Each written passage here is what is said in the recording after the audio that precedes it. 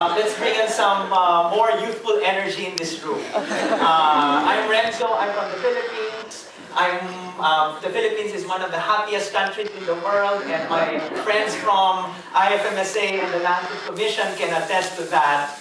But I'm quite nervous at the moment, especially to speak after the very elegant lecture of Dr. Sanders about the horrifying state of our global health. But also, maybe you've noted that I changed the title a bit. It's now closing the gap in our generation instead of for the next generation. Because I think, and I'm sure you will agree, that we should not remain complacent anymore. We should stop becoming patients of this global health landscape and instead become impatient about what's happening in the world and make the huge difference now and not tomorrow.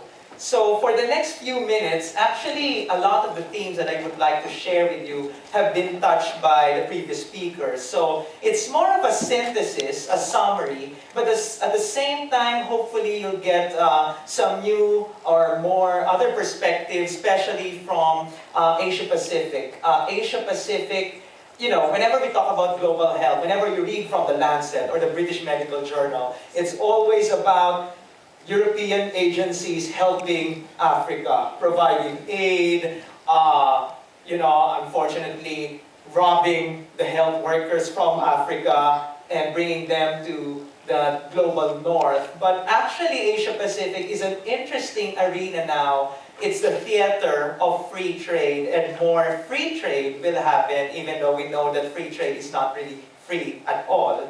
And we always get excited about free trade and all these interesting developments, but we have failed to actually think about the potential and even existing negative consequences of trade in population health, for example, in the Asia-Pacific region.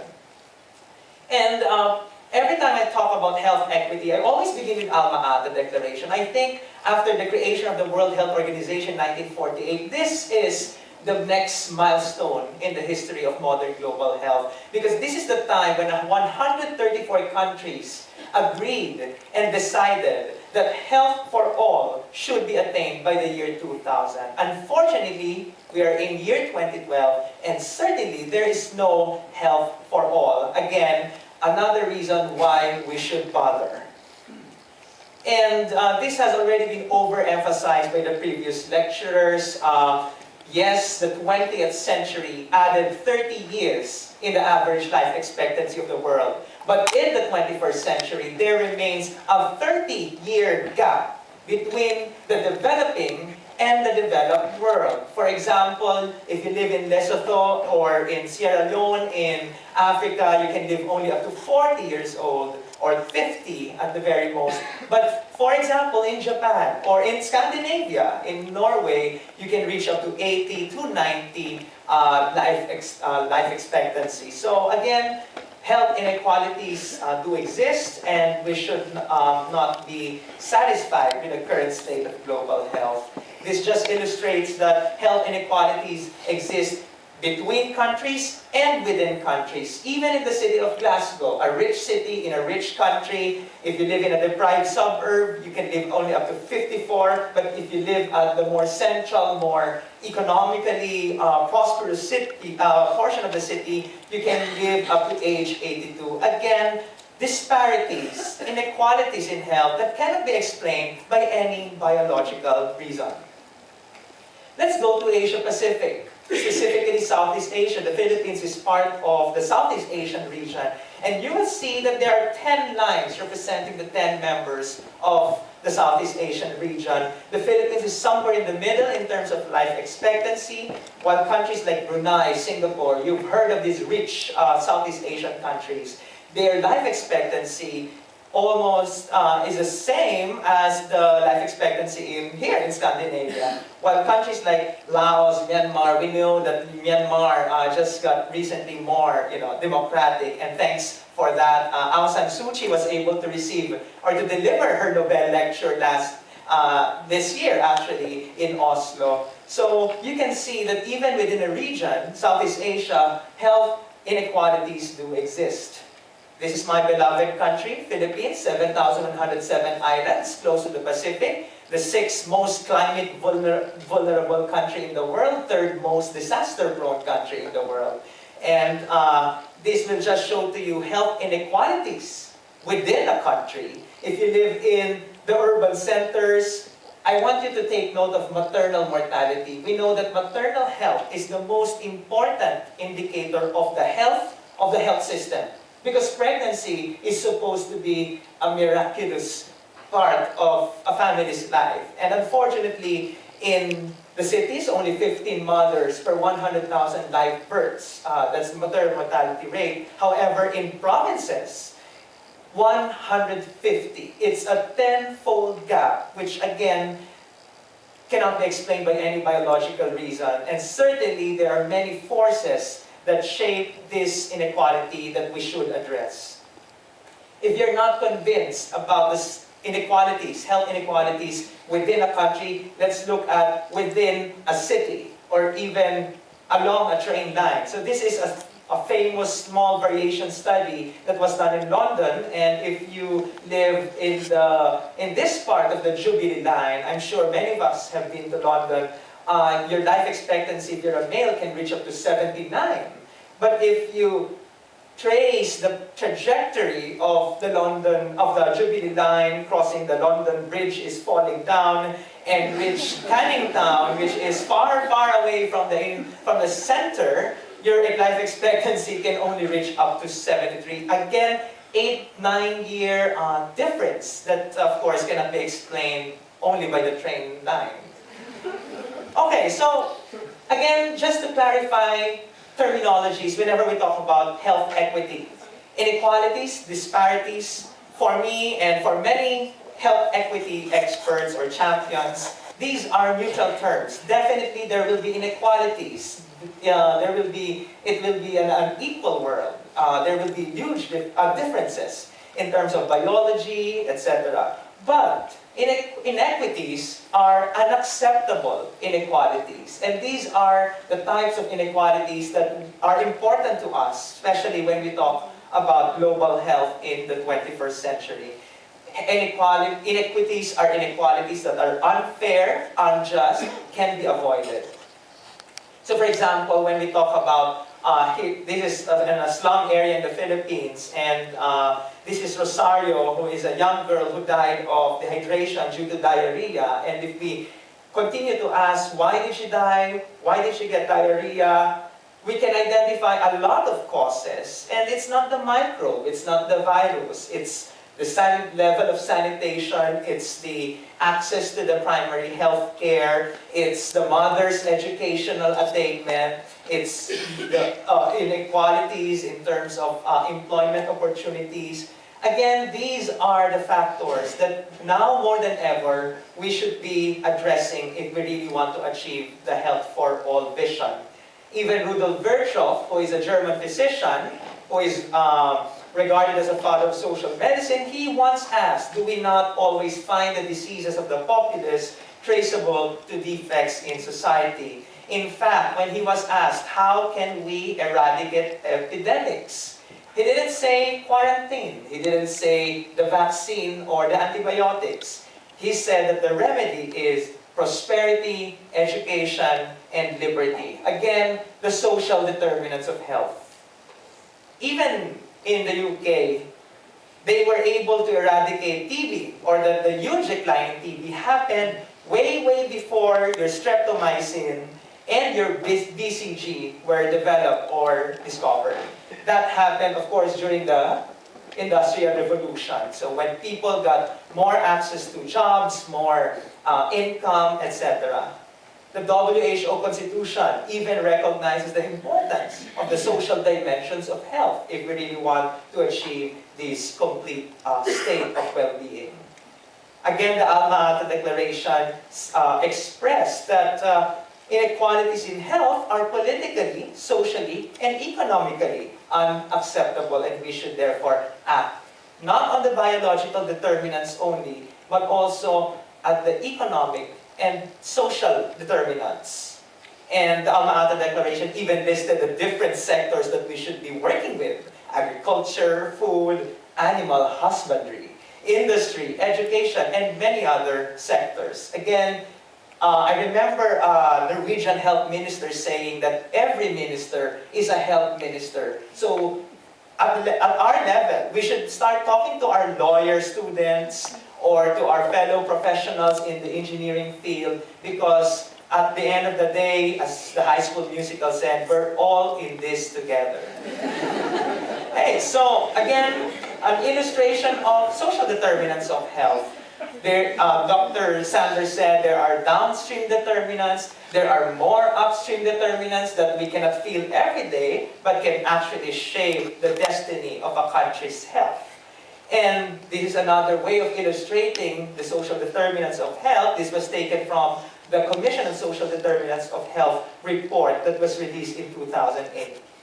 So what are social determinants? They are the conditions in which we are born, we grow, live, work, and age, including the health system. So we're not saying that we forget about the health system. The health system is an important determinant of health, but we should also go beyond and look at the other determinants. So this is just to show to you, this is the title of the report of the Commission, the Closing the Gap in a Generation. But as I've said, we should start adopting it. And the saying that we should close the gap in our generation, not for our children. We should also be aiming to enjoy the benefits of better global health in this century. And what did the Commission say? This is Sir Michael Marmot, who was the chair of the Commission. And we, IFMSA, last year had a chance to actually dialogue with Sir Michael Marmot. What did the report say? It says that all health inequalities are not due to the microbe, not the bacteria, not to the fungus, but due to the toxic combination of poor social policies and programs, unfair economic arrangements, and bad politics. And I would just like to recommend to you to read the entire report. It's a 300-page report, so I suggest that you skip some of the pages in your medical book tonight and just spend time reading this elegant but very relevant material. And in tackling social determinants of health, we need to tackle the global structures governing these different arenas. Those who govern global food trade, those who administer the peace and security, those who govern the trade arrangements. We should actually be working with them and challenging what they are doing. And some of these determinants have already been raised a while ago in our very interactive discussion. So the question or the rationale behind the social determinants of health approach is, what good does it do to treat people's illnesses only to send them back to the conditions that made them sick? Why treat the depression and then only to send the person back to the working conditions that made him feel depressed? What's the point of giving the TB dots to a patient only to send him back to the community where every neighbor is coughing with the tubercle bacilli? So this is the main challenge for us. And interestingly, and IFMSA, the federation that I'm part of, Usman is also part of, last year we started to adopt this way of thinking because our mission, the federation's mission, is not just to offer a comprehensive introduction to global health to our medical students worldwide, but also to influence the transnational inequalities that shape the health of our planet. That's why we are here trying to recruit you guys. And last year, this is an initiative of the Philippine delegation and the Norwegian delegation. Okay? So it's a partnership between the Philippines and Norway to come up with this policy statement that we, medical students of the world, are not satisfied with business as usual. We want huge changes to happen now. We formed a small working group. We had lots of events, advocacy. Even our countries did a lot of projects. And we came up with an article in the Lancet. We were there at the World Conference on Social Determinants of Health. The governments came up with a statement which we are not satisfied with, so we came up with our own statement.